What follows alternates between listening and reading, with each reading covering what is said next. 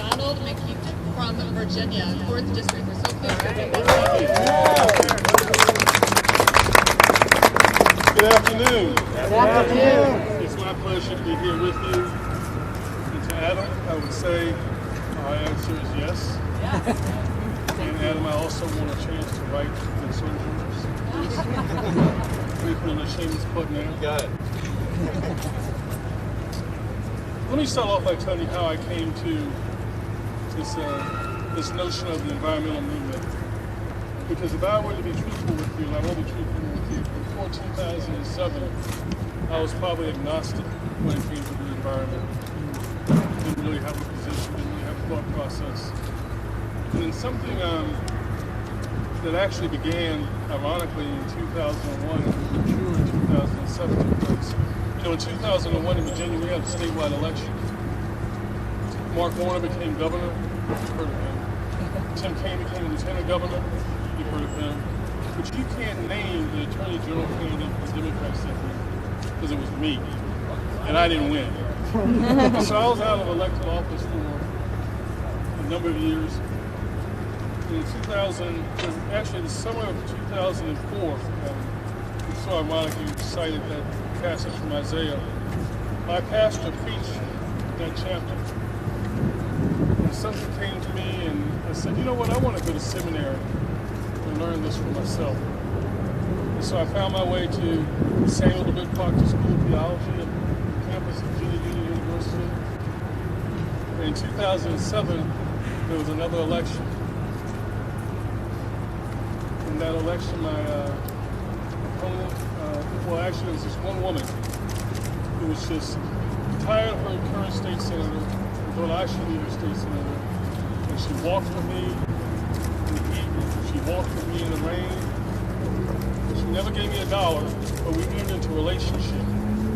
Her concerns became my concerns became her concerns, and her concerns about the James River and the environment started to become mine. And at the same time, meanwhile, back in seminary, we began to talk about climate care.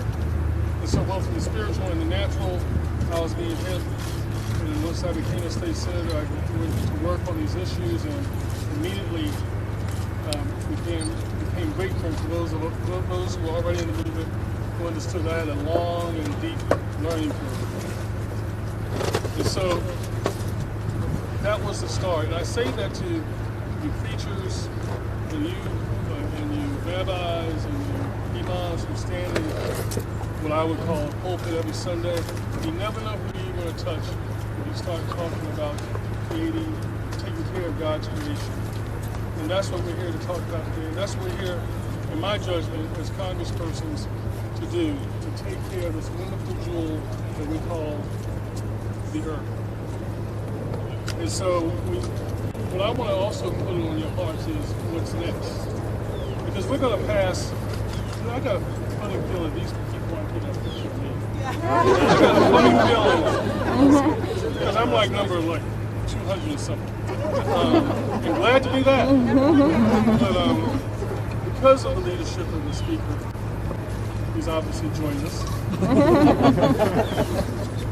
We're going to pass Bill back up.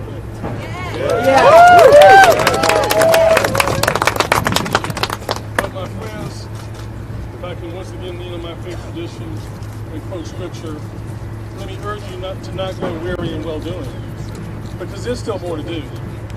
Amen. There's environmental justice for all, to make sure that those communities, whether they're tribal, indigenous, poor, brown, black, who for too long have borne the brunt of environmental injustices, have an opportunity to be part of this green economy, to get jobs, to have entrepreneurial options, to be part of this option of this green economy that we're about to build, thanks to the leadership of the Speaker and the vision of the President of the United States.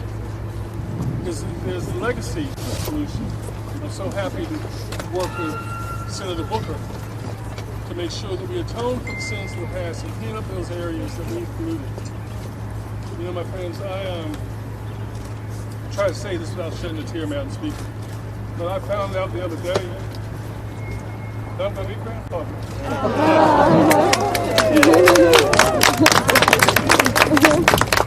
March 3rd, or March 4th, or March 5th, whenever he or she decides it's time, along with God's will, to come into this world.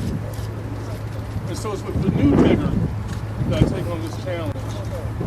And if any of you all are wrestling nuts, like I used to be when I was running, you'll remember that episode with the grandfathers, where the fictional President Bartlett said, never underestimate the power of a grandfather. We were here before you, and they'll be here after you. We'll break bones, we'll break laws, but we will not mess with the grandchildren. And so, Madam Speaker, so with a renewed commitment that I begin to feel what you must feel when you look at your grandchildren, that I am so proud to join you in this fight to preserve our earth. My friends, my colleagues, I give you the Speaker of the House of Representatives, none other than Nancy Pelosi. Thank you. One time I was at a college,